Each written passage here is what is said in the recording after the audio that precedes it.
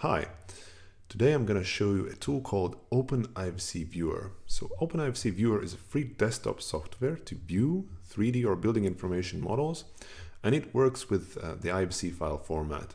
So IFC file format is a universal file exchange format for the building information models. It can be compared to PDF. It is when you extract or export from Word document to PDF, so you don't need Microsoft Word to view the PDF files. So the same applies to the building information models. You don't need to have the tool where the model was created, but you can just view it using the IFC file format. And the IFC can be exported from many authoring tools, such as Revit, ArchiCAD, Tekla, and so on. And the authors, so the architects or engineers, do not have to share their native files.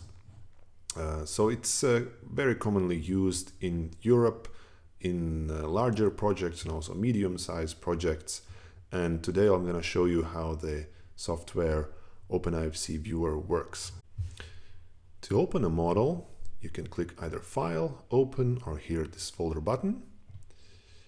So as I mentioned, this tool works only with IFC file format. Here I have 4 models here. I will start with the architectural model. Open, it will load. To add additional models, I need to click File, Append, and then append the additional models one by one.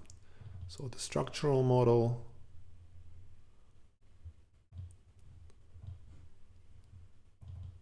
plumbing,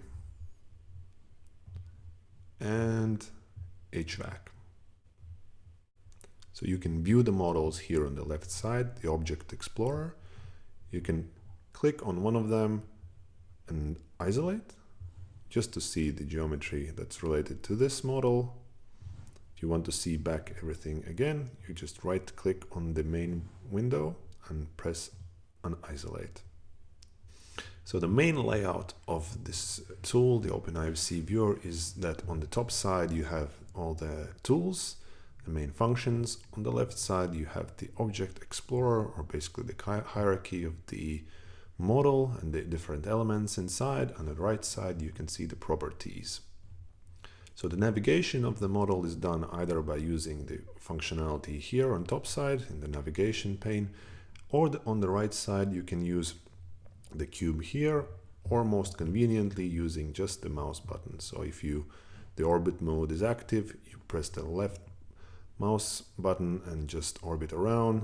You press the middle button, mouse button, to pan the model, or you use the mouse wheel to zoom in and zoom out. So you can switch between perspective and parallel view here using this button. So the parallel view is convenient when you're using, for example, sectioning or plan views or looking at the facades. It will give you like a direct view of the building, and it's more convenient to measure that way sometimes. So here you can make a snapshot, and when you press it, it just creates a PNG image you can save. And later I'll show you how it works with markups. So if the model is exported in local coordinate system, you would be able to switch between the different orthographic views easily, like here, using top, left, and so on. You can also use the cube here and move to these different views. But if the model is aligned to a national coordinate system, for example, this might not work properly. Additionally, in the View tab, you can also change how many models you're viewing simultaneously. So if you would press 2, you would have these 2 windows, and you'd be able to view them separately, or you can have up to 4 different windows like this. If you want to work with single model, you can switch back here like this, single view. And finally, the render mode. So here you can play with the visibility of the models. So you can change maybe the transparency, change the visuals a bit, but mainly if you're working with a model, you would use the shaded mode, which is the standard mode and requires medium amount of resources. So when viewing the model, you can hide any element by right-clicking and pressing the hide button. So right-click the object you want to hide and press hide. And so you can easily view inside, for example, the building. To turn back, press an isolate and you will see all the elements again.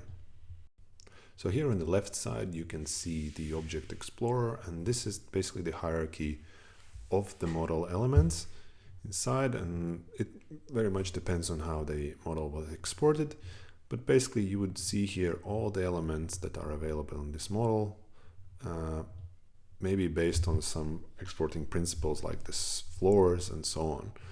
So if I would press the IFC coverings, isolate, then I would see these elements under this group.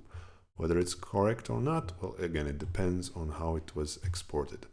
On the right side, you see the properties of the elements, and here, again, it depends very much on the situation, how the models have been exported. So in this case, I press on the element, I see a lot of information here, maybe something related to the quantities. Here I have the size, the length of the element, but it's very often the case that no information is available at all.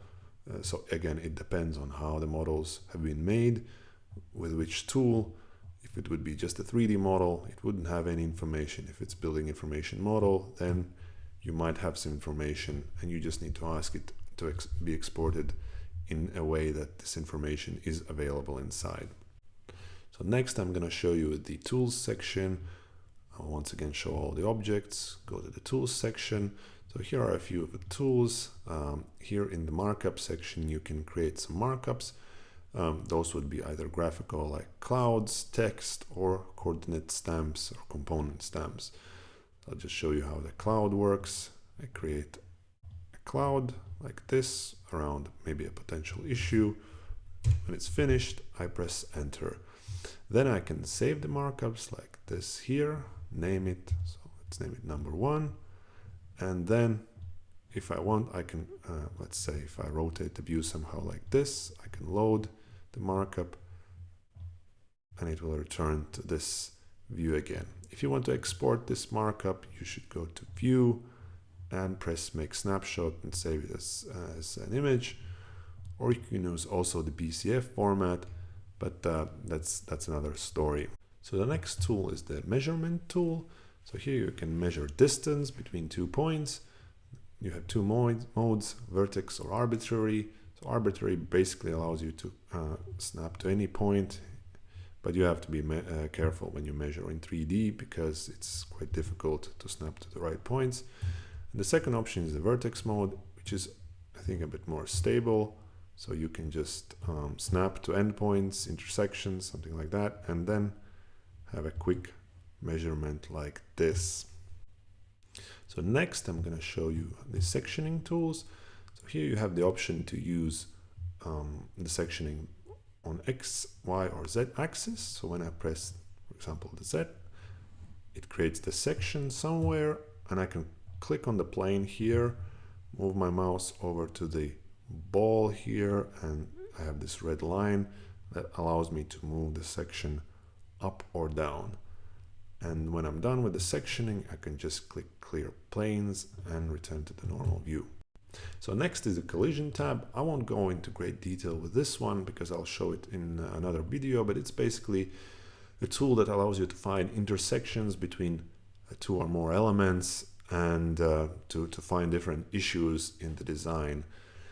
And Explode, well, it's basically a fun tool to use just to look at the model in like in separate components, but I haven't found a good use for this tool in the professional world. The next tab here, appearance. So here you can change the background color or add some different additional visual effects to the model or to the view. And finally, the plugins tab. Well, here I'm not going to go into details, but here you can either create some animations, work with BCF files, which is basically the comments, the issues you find, you can export them to or import them in BCF format and then view them in different tools, such as the authoring tools like Revit and so on, Kobe Manager, Layers Manager, and Model Validation, additional tools, but they are a specific use case of the models, which is not very commonly used in small scale construction. So thank you for watching this video. If you liked it, you can check out more free content on my blog at smallbim.com. Bye.